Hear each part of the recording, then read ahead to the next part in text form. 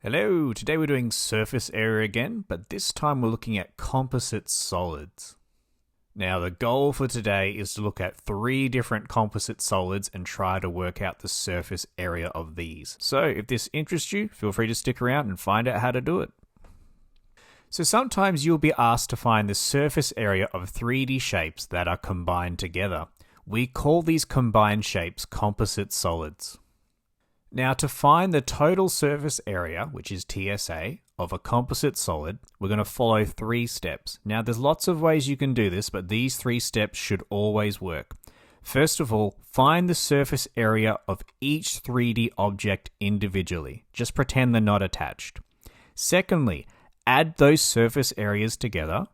And then finally, subtract the intersection. Subtract the parts that touch together. So if you just follow these 3 steps, find the surface areas separately, add them together, and then take away what touches, you should always get the answer. Alrighty, for example, a cube sits on top of another cube. What is the total surface area of the composite solid? So what we're going to do is we're going to break it down into steps. We're going to go top cube plus bottom cube, take away intersection. So, how do we find the top cube? Well, we know it has a side length of 3.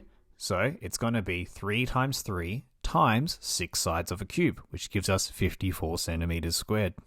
The bottom cube has a side length of 8, so 8 times 6 sides is 384 centimeters squared. But how do we find the intersection? So the intersection is where the 2 shapes touch, so it's going to be this blue shaded shape here. Now this is really important to understand, okay? For the top cube, the very bottom of it, the bottom square, you will never see because it's stuck to the cube at the bottom. So we don't want to include that square in our calculations. But also, if you look at this bottom cube, the top of it, there's a little bit here, this square, that won't get counted as well because it's blocked by the cube on the top. So really, there are 2 squares that we can't see, the bottom of the top cube and where it touches the bottom cube. So what we're going to do is, we're going to take away 2 squares from our answer because they can't be seen. So 3 times 3 times 2 is 18. So overall, if we add the top cube and the bottom cube together, and then we take away the 18 that we can't see, we'll end up with 420 centimeters squared. So anytime you have 2 shapes touching, there will be an intersection that you can't see, and you'll have to take that off. Alright, here's another example.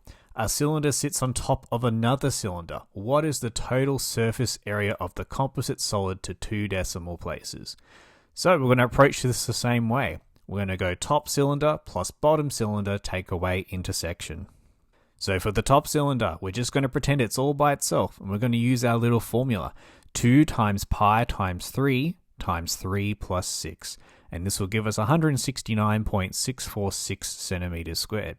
For the bottom cylinder, we're going to do the same thing. Half of 9 is 4.5, so that'll be our radius. So 2 times pi times 4.5 plus 3 is 212.0575 centimeters squared. Now when it comes to the intersection, what shapes will not be included? What can't we see?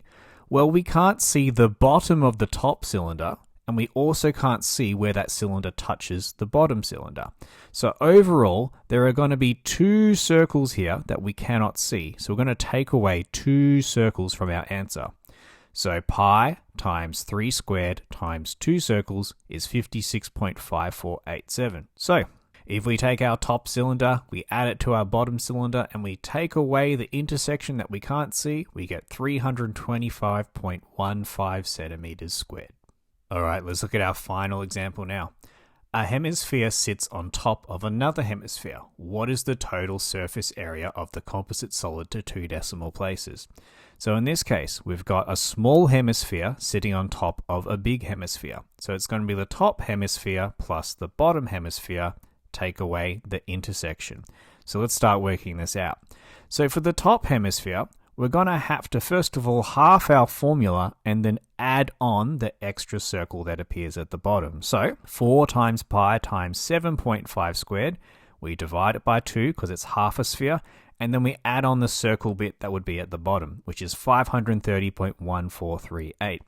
For the bottom hemisphere, the radius is going to be 15, so 4 times pi times 15 squared, again, divided by 2, but we're going to have to add on that giant circle as well. So just remember, whenever you cut a sphere in half, there is an extra area that appears. So we're adding on that pi times 15 squared there.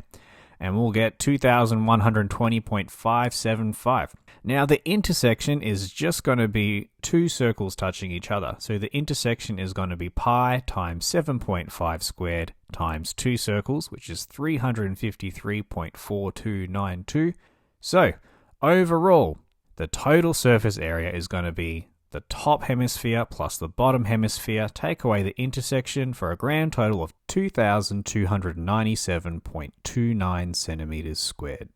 Thank you so much for watching. Hopefully that makes sense. If you have any questions or you misunderstood anything, let me know down below. I'll do my best to help you out. Hope you guys have an awesome day.